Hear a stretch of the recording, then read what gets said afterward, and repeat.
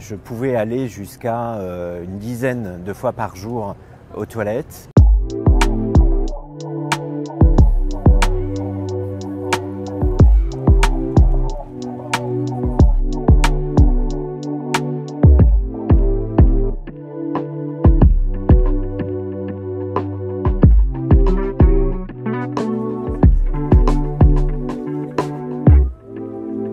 Des diarrhées importantes puisque je pouvais aller jusqu'à une dizaine de fois par jour aux toilettes, que les selles étaient très liquides et puis c'était une grande fatigue et puis également une perte d'appétit importante. D'aller jusqu'à ne pratiquement plus m'alimenter parce que je n'avais pas faim hein, et en même temps quand je mangeais j'avais l'impression que ça me faisait mal. À ce moment-là j'ai dû arrêter mes études.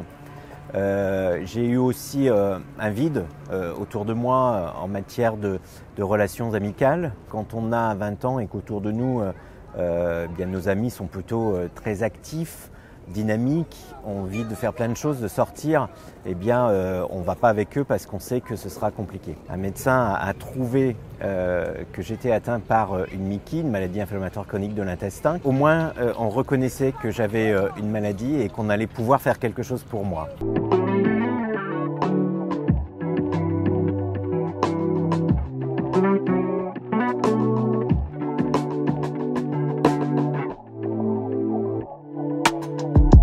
Cacher sa maladie quand on est en période de poussée, donc où on a des symptômes, c'est compliqué. Voilà. Parce qu'on doit aller aux toilettes régulièrement, parce qu'on a des périodes où on a mal, parce qu'on ne va pas manger comme les autres. Et donc du coup, eh bien, parfois il est plus facile de rester chez soi plutôt que d'aller vers les autres.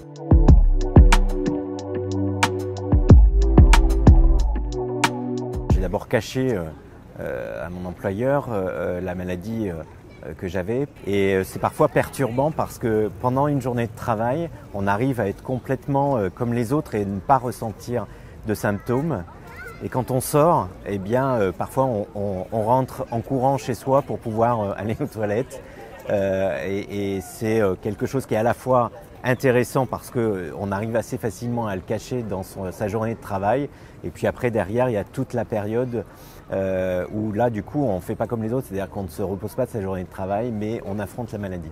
Parfois on est obligé de prendre des arrêts maladie parce que justement la fatigue devient trop importante et les symptômes prennent plus de place dans notre vie.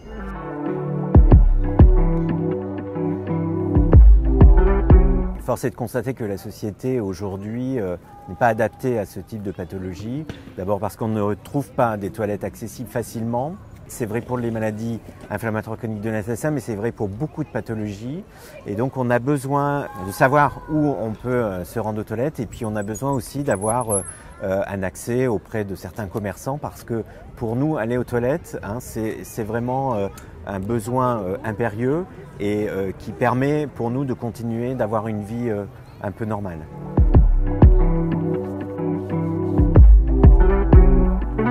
Il y a 8000 nouveaux cas par an et puis souvent ce sont des jeunes, voire même des enfants. Et donc ces personnes-là, j'ai envie de leur donner de l'espoir. Aujourd'hui, je me sens bien.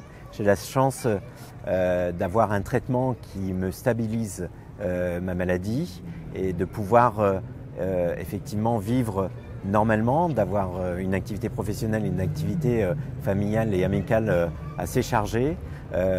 Parfois, j'essaye peut-être d'en faire trop parce que j'ai cette soif de vivre, j'ai cette soif aussi de montrer qu'on peut très bien vivre et être très bien accepté, même avec une pathologie chronique.